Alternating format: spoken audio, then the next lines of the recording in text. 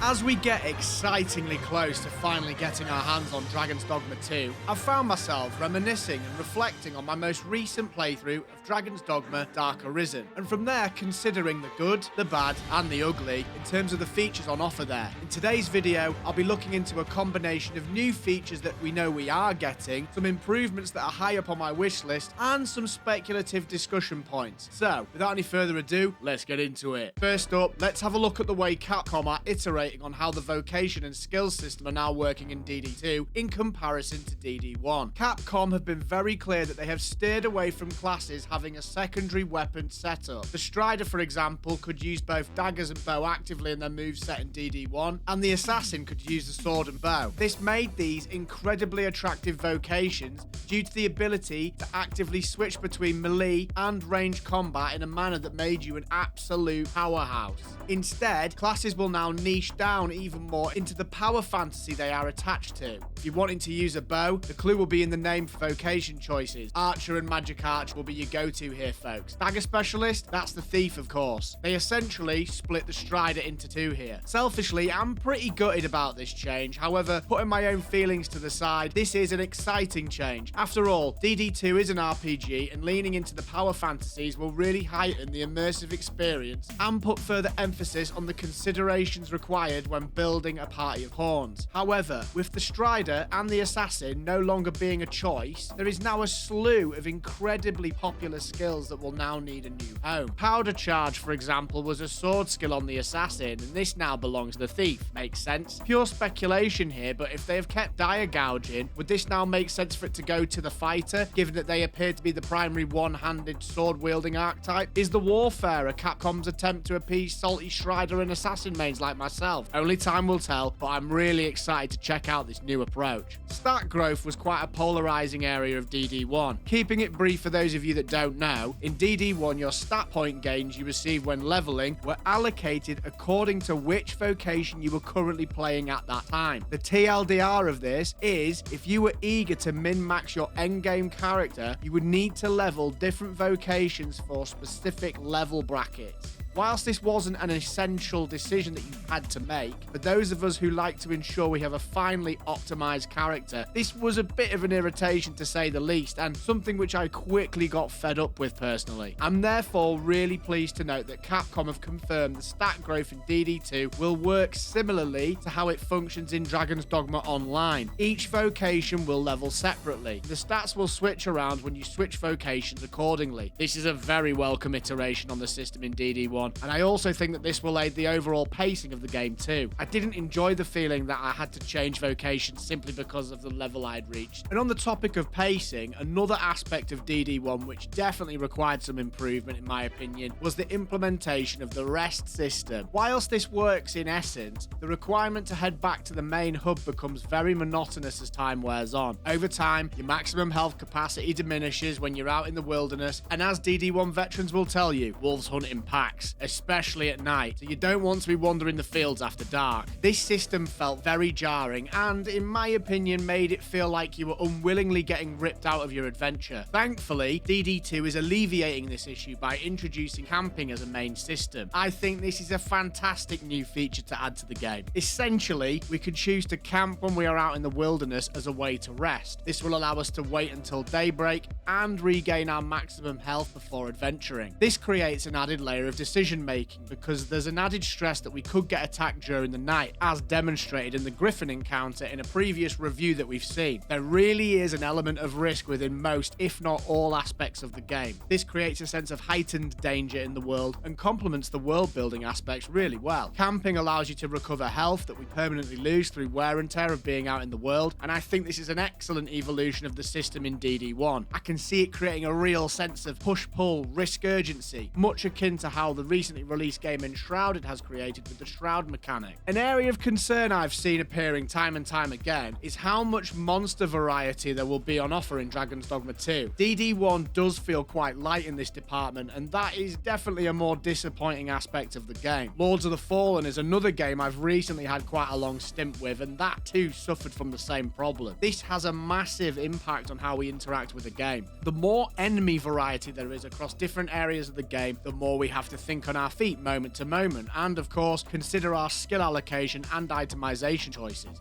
This, for me, is paramount when playing RPG games, and I'm really excited to see that on the website and throughout various teasers we've been given, there seems to be quite a broad bestiary forming for this game. I would also like to bet that we've not seen more than half of what is on offer, and for me, that's a really exciting improvement that Capcom should definitely capitalize on. If you're enjoying the video, it would be great if you could drop it a like to feed the algorithm, and subscribe to the channel if you're enjoying the vibes. I'll be covering DD2 extensively, so this will be a positive place to come for content.